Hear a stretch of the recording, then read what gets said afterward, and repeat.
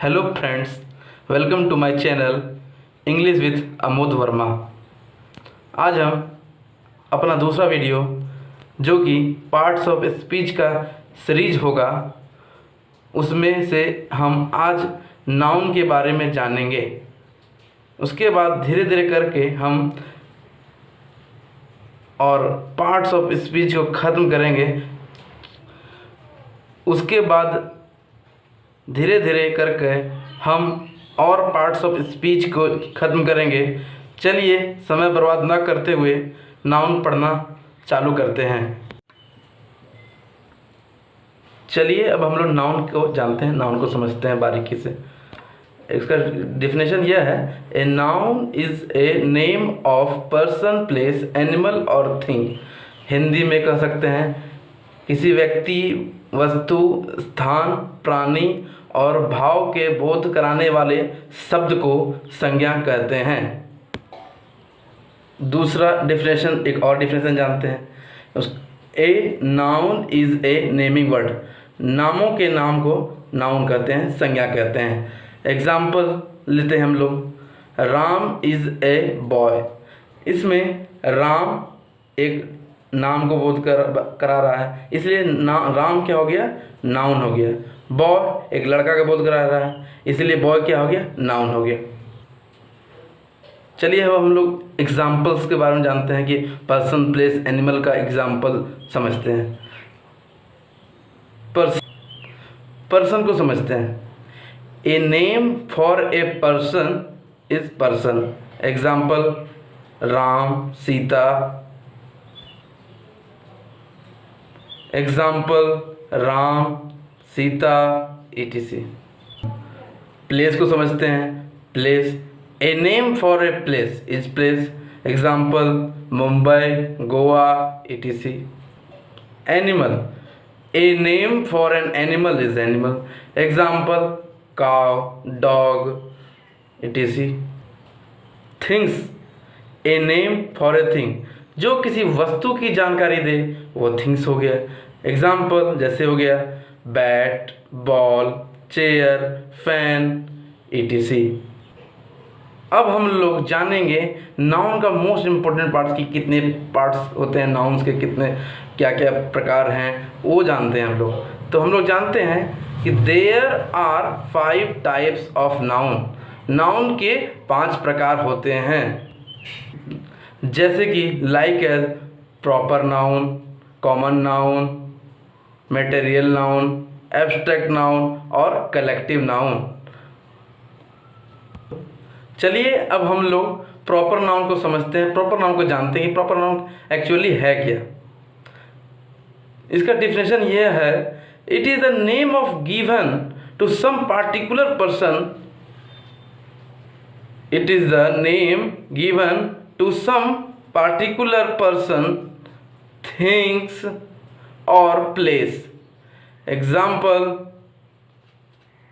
Delhi, Goa, Ram, mercury, etc.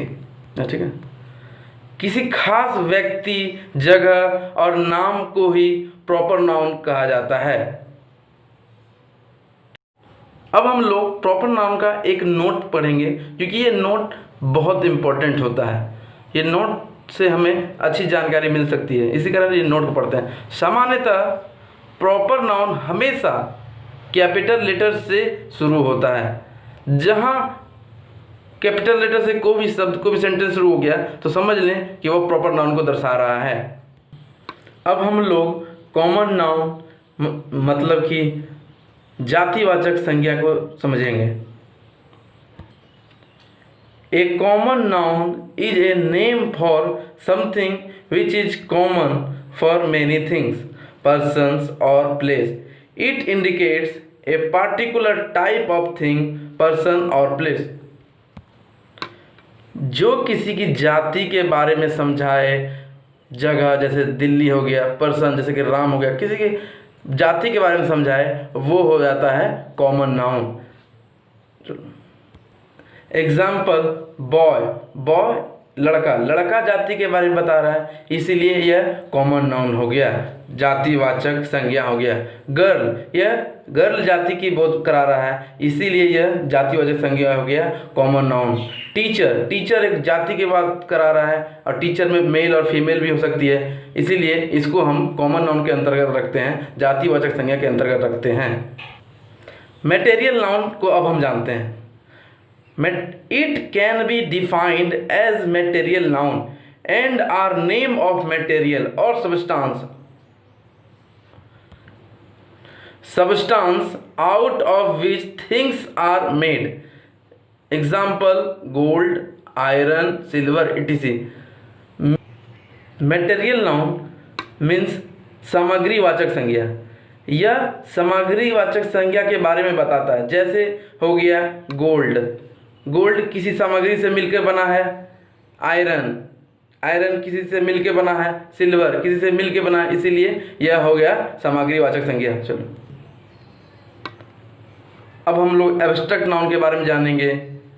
It is the name of quality, idea, concept और state. It can't be seen and has no physical feelings. Abstract noun means भाववाचक संज्ञा। कहने का तात्पर्य यही है कि जो भाव का बोध कराए वह ही भाववाचक संज्ञा हो गया। और it can't be seen and has no physical feeling, और ये कभी देखा नहीं जा सकता और ना ही छुआ जा सकता है, वही भाववाचक संज्ञा हो गया।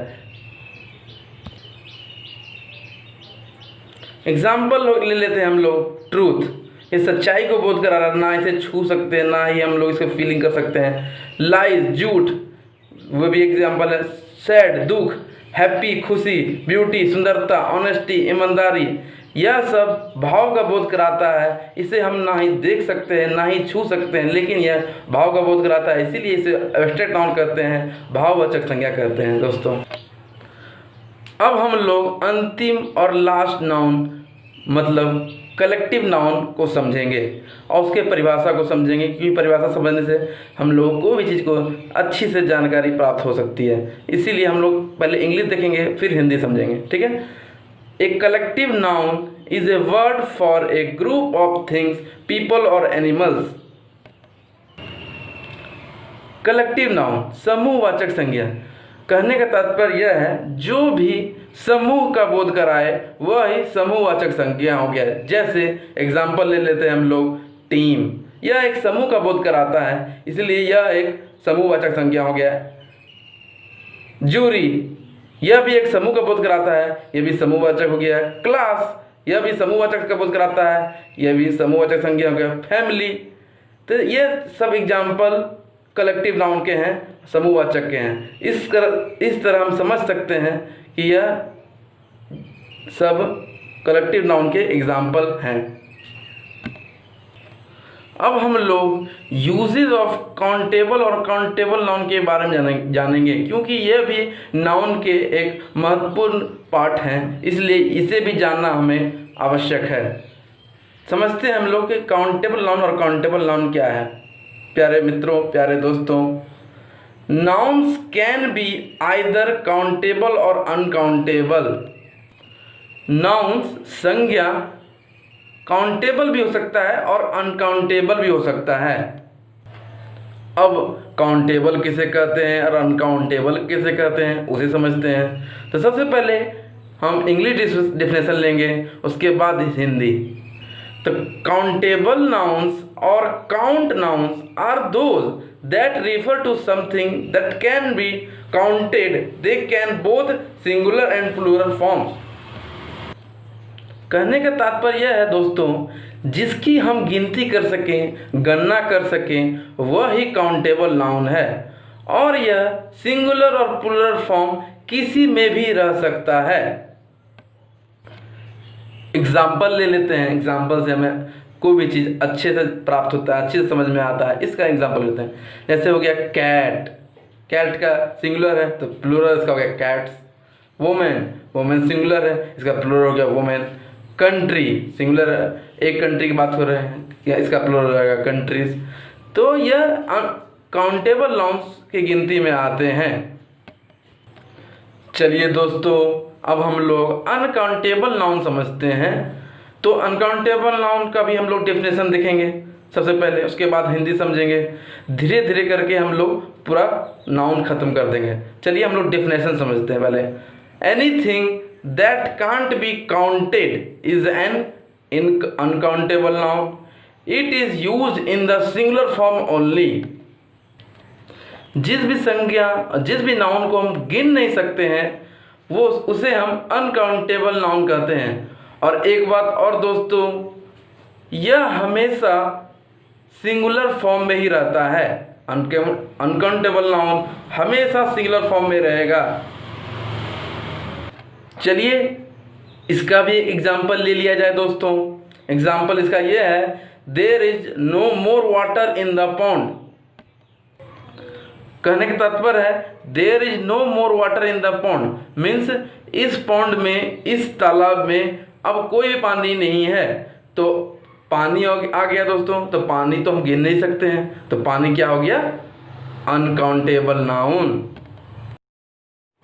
और इसी के साथ आज हमारा नाउन समाप्त होता है दोस्तों, जो कि मैंने बहुत ही सरल तरीके से आपको समझाने की कोशिश किया। आशा करता हूँ कि आपको यह वीडियो या नाउन समझ में आया होगा। अगली वीडियो कल के बाद आएगी जो कि प्रोनाउन का होगा। दोस्तों हमारे चैनल के साथ जुड़े रहें और ज़्यादा से ज़्यादा शेयर करें ताकि हमें मोटिवेशन मिले। और ऐसे ही नॉलेजेबल वीडियो के लिए हमारे चैनल को सब्सक्राइब करें। वीडियो पसंद आई हो तो दोस्तों लाइक, कमेंट, शेयर ज़रूर करें दोस्तों। Thank you. सब्सक्राइब ज़रूर करें दोस्तों।